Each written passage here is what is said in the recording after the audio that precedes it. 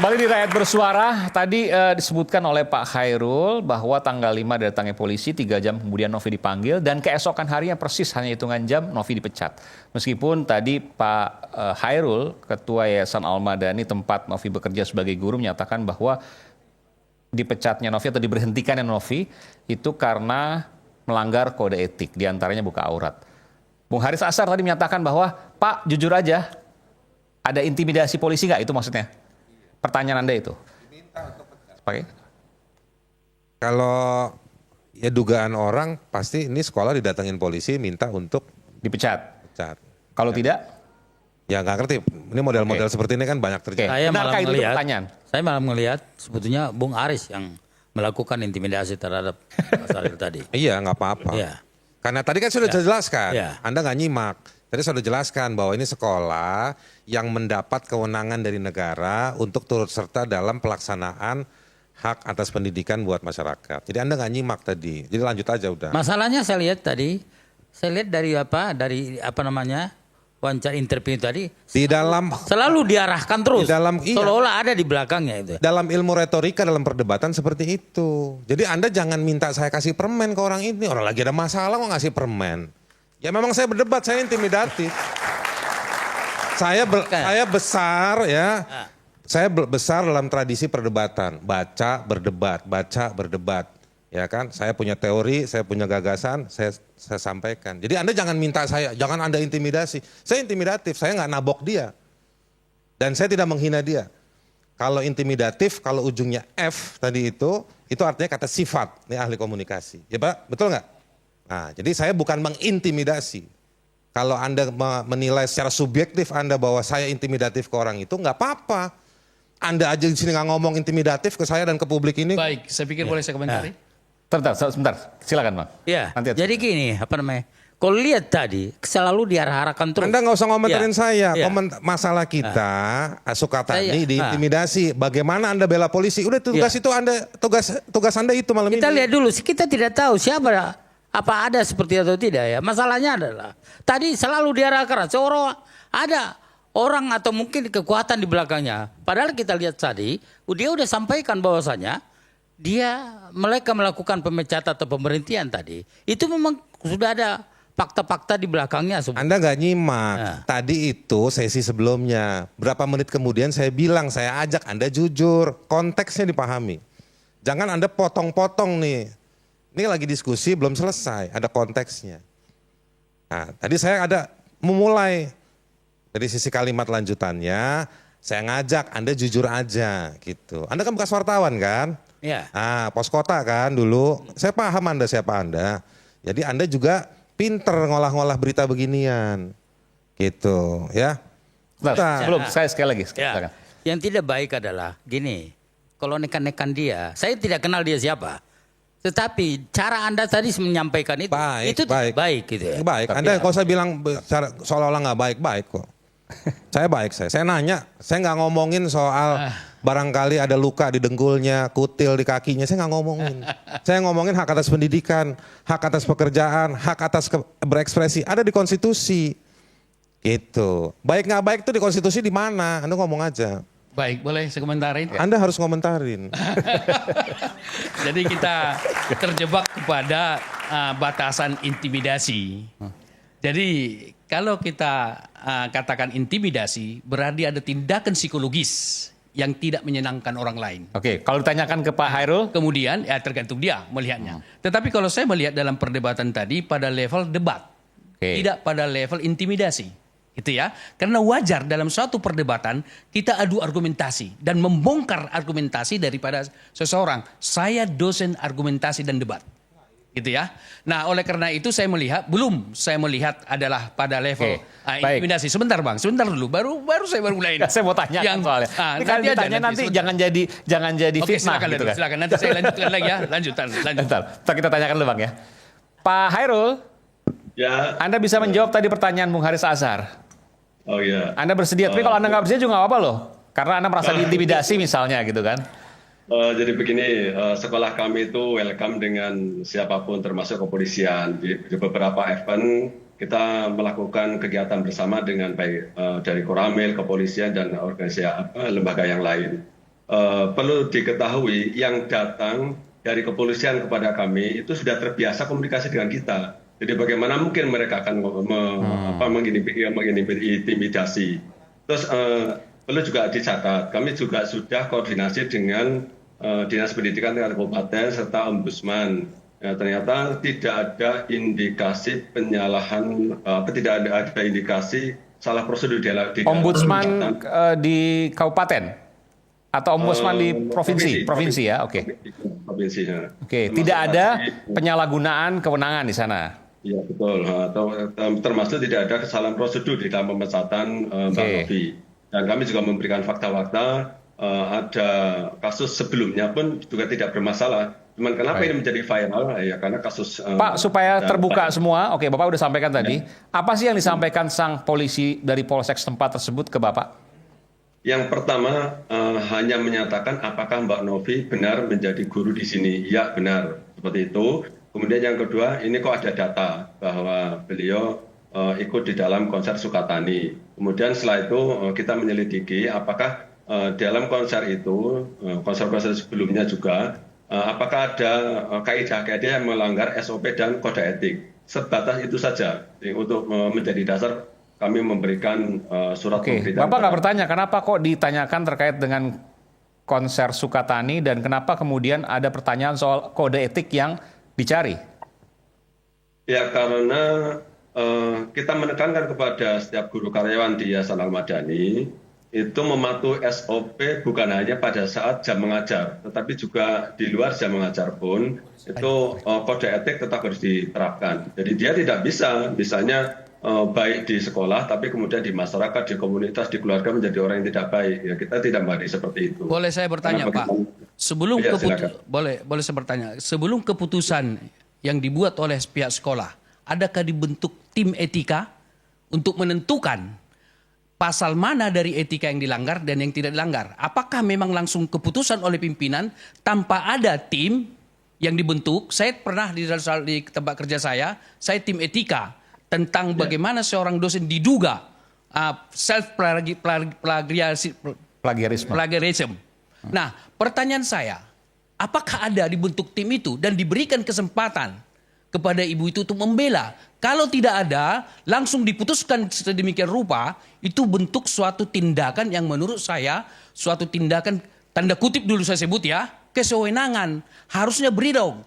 Tim etika yang ada di situ bentuk dulu, baru bersidanglah mereka dengan menghadirkan yaitu yang diduga melanggar etika tersebut. Apakah itu dilakukan, Pak? Oke, perlu diketahui bahwa di Yayasan Al-Madani itu ada 2 direktur, 1 direktur keuangan, 2 direktur pendidikan. Di bawah direktur pendidikan itu ada namanya HRD. HRD itu punya tim, salah satunya adalah bidang pembinaan. Nah inilah yang bekerja untuk melakukan menelusuri bagaimana kiprah setiap guru karyawan di luar jam mengajar seperti itu, termasuk pada saat dia mengajar atau pada saat jam-jam sekolah. Kalau begitu persoalannya Bapak, mohon izin saya potong. Berarti keputusan itu dilakukan subordinat daripada pemimpin dari yayasan itu. Sebaiknya tidak boleh demikian. Dibentuk tim sesama guru, sebentar Pak. Dibentuk sesama guru dan guru itu pun kita buat sebagai orang yang netral dalam konteks itu. Kalau memang struktur dari pimpinan ke bawah lalu ada bagian di HRD bagian tertentu, lalu dia memperhatikan seperti itu keputusan sepihak namanya. Tapi, harusnya ini sekalian masukan, bentuklah tim etika, review ulang keputusan itu. Prof, tapi kan Ombudsman Provinsi Jawa Tengah sudah menyatakan tidak ada pelanggaran prosedur di sana. Gimana? Saya kira ini menjadi rujukan. Ini pertanyaan, siapa yang lapor ke Ombudsman? Kok bisa tiba-tiba ada rekomendasi Ombudsman seperti itu, Pak Hairul? Saya kurang tahu karena memang mungkin melalui media, kemudian harus ada laporan resmi Pak, tidak boleh. Kalau dia nggak tahu ya gimana dia kutip? Maksudnya gimana Pak? Tadi Ombudsman, ini pertanyaan juga, kenapa Ombudsman tiba-tiba mengeluarkan itu? Bapak dapat surat rekomendasinya atau seperti apa?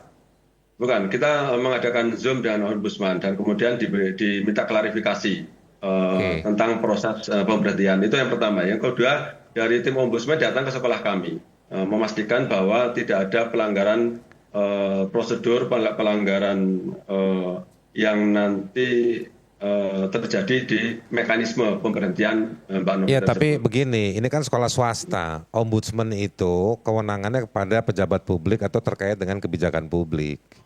Nah kalau sekolah swasta bisa jadi ombudsman, dugaan saya, ya kan, nggak kurang-kurang juga saya suka ngelaporin kasus ke ombudsman. Jadi dan memang kadang-kadang ada kasusnya tapi tidak ada kewenangan ombudsman. Jadi pertama-tama yang harus diperiksa, jangan kita loncat pada konklusi seolah-olah tidak ada pelanggaran. Bisa jadi ini bukan kewenangannya ombudsman karena ini sekolah swasta. Tapi Bapak tidak menerima surat rekomendasi ya Pak, Ombudsman bahwa tidak ada pelanggaran prosedur dan sebagainya tertulis seperti itu misalnya? Tidak ada. Tidak ada ini. Terus Bapak mengatakan tadi bahwa Ombudsman menyatakan bahwa tidak ada pelanggaran, dari mana Pak? Lisan? Dari lisan, ya. Pada saat Lisan. Zoom. Oh oke. Baik. Ombudsman itu selalu tertulis Pak hasilnya. Ada rekomendasi dan lain sebagainya. Baik, artinya ini lisan ya. Oke. Ya. Ada yang ingin disampaikan? Bung Noel, ini kebetulan Anda Wamenaker. Anda melihat tadi perdebatan seperti ini terkait dengan pemberhentian, nggak disebut pemecatan ya, karena masih bisa balik lagi kalau nggak jadi band. Itu seperti apa? Ya pertama-tama tadi kita bisa lihat ya secara prosedural juga kan melanggar sebetulnya. Karena tadi Siapa yang melanggar? argumentasi yayasan tadi. Yayasan, Apa oke. nih? Apa? Pak Hairul. Pak Khairul, ada 2 pelanggaran berat yang disampaikan tadi. Pertama soal buka aurat, kedua soal pergaulan. Nah saya nggak ngerti. Kalau pergaulan di mananya, kemudian buka aurat di mana? Jangan sampai gini. Buka aurat lantas persepsi publik dia telanjang. Itu bahaya, kasihan buat Novinya. Karena dia bilang buka aurat. Wih, publik itu bisa Macam-macam menerjemahkan dengan caranya sendiri. Gitu kayak tadi aja kita di sini aja Bung Haris saya bilang dianggap itu sebuah intimidatif, padahal kan ini sebuah perdebatan yang biasa gitu loh. Kemudian penguatan argumentasi kan itu biasa. Nah saya khawatir lah ya, jangan sampai nanti malah Novinya berbalik melaporkan terhadap fitnah yang tidak mendasar ini. Karena apapun yang dilakukan oleh polisi yang mendatangi yayasan ini, jangan-jangan tidak mampu menerjemahkan arahan Kapolri atau institusi kepolisian. Karena hari ini institusi kepolisian ini sangat open terhadap kritik, sangat open terhadap apapun laporan-laporan masyarakat. Berapa banyak itu perwira-perwira kepolisian dari level yang paling rendah sampai yang jenderal itu masuk penjara kok. Artinya apa? Institusi kepolisian sekarang ini itu sangat terbuka dengan apapun. Bahkan hari ini Novi akan menjadi duta kritik untuk di institusi kepolisian. Artinya apa? Ini kan luar biasa gitu loh. Tidak ada, saya lihat proses sejarah di institusi kepolisian baru kali ini kita lihat sangat terbuka dengan kritik. Institusi kepolisian loh. Tapi itu kritik ya. Jangan sampai menyebarkan fitnah, kebencian, ya itu pasti ada undang-undangnya. Tapi apa yang dilakukan Novi terhadap lagu-lagunya ini kan ekspresi kebebasan. Bahkan menurut saya dia sedang melakukan pendidikan untuk anak-anak pang. Itu melakukan edukasi politik, edukasi demokrasi yang harus kita dukung. Sebagai Wamenaker terkait ini, apa yang akan Anda lakukan? Ini kan Pertama jelas. kita akan melakukan investigasi. Kemudian nanti kita akan mengirim pengawas kita. Di kita kan ada pengawas. Kemudian juga di kepolisian juga ada namanya Des Tenaga Kerja. Ini kan terkait aktiviti Novi sebagai guru. Guru itu kan buruh juga karena dia digaji gitu. Dia diperintah dan dia digaji. Artinya ada unsur dia sebagai burunya. Nah, dari situ mungkin kita masuk. Nah, nanti kita coba melakukan cek ke yayasannya dengan mengutus misalnya pengawas. Pasti kita akan melakukan. Tapi ketika ada laporan ya, kalau belum ada laporan nggak mungkin kita melakukan ke lapangan, terjun ke lapangan. Jadi secara prinsip menurut kami apa yang dilakukan Novi itu adalah ekspresi kebebasan, ekspresi yang mengedukasi seorang perempuan berjilbab. Biasanya anak pang itu jigrik-jigrik dengan jaket yang penuh dengan tonjolan-tonjolan bintang-bintang yang mengerikan itu dengan gespernya. Apalagi kita lihat tadi kan gespernya mengerikan sekali itu ya. Itu mungkin itu yang ditakutkan oleh yayasan. Kalau yang lain-lainnya saya lihat normal, Oke, baik. tidak ada ekspresi yang kiranya buka aura ya. Jadi kawan-kawan sekali lagi jangan sampai terjebak dengan narasi buka aura. Tapi dia sedang membuka kebebasan ekspresi buat anak-anak muda. sekali lagi hormati apa yang dilakukan oleh Novi sebagai grup band punk yang tidak jigrik-jigrik itu rambutnya. Baik, oke. Sebelum saya break, saya ingin tanya dulu terakhir ke Pak Hairul. Nanti saya juga akan wawancara ke promotor konser yang beberapa hari lalu konser ya. Pak Hairul, artinya saya ingin konfirmasi supaya tidak ada fitnah nih. Tidak ada intimidasi sama sekali, Anda menyatakan itu oleh polisi polsek setempat yang datang beberapa jam ya, atau sehari sebelum Novi diberhentikan? Ya, tidak ada sama sekali. Tidak ada. Terkait dengan pelanggaran-pelanggaran itu, seperti tadi Anda katakan buka aurat dan sebagainya, sekolah punya bukti, ada foto dan lain sebagainya misalnya? Ada, iya. Sudah kita kumpulkan bukti-bukti dan itu memang Mbak Novi mengakui. Dan Novi bisa kembali menjadi guru kembali apabila? Salah satu indikasi bahwa Novi bisa kembali menjadi guru kembali adalah data dapodik di kami itu masih ada, masih hidup. Oke. Apa yang dia harus lakukan Pak untuk dia kembali menjadi guru? Ya, komitmen ulang untuk melakukan perbaikan agar nanti ke depannya tidak melanggar kode etik lagi. Dia tetap bisa punya band Sukatani? Kenapa tidak? Selama kode etik tidak dilanggar, itu aja catatannya. Karena kita tidak mempermasalahkan dia akan berekspresi dimanapun. Ya. Dengan lagu yang sama misalnya, yang viral itu? Bayar? Ya, kita tidak mempermasalahkan lagu atau syairnya seperti apa, tapi kita hanya mempermasalahkan bagaimana dia mampu untuk menjaga diri dengan tetap komit pada kode etik yang sudah kita terapkan. Baik, terima kasih Pak Hairul, Kepala Yayasan Al-Madani tempat Novi bekerja sebagai guru. Kita akan kembali saat lagi, tetaplah bersama kami di Rakyat Bersuara.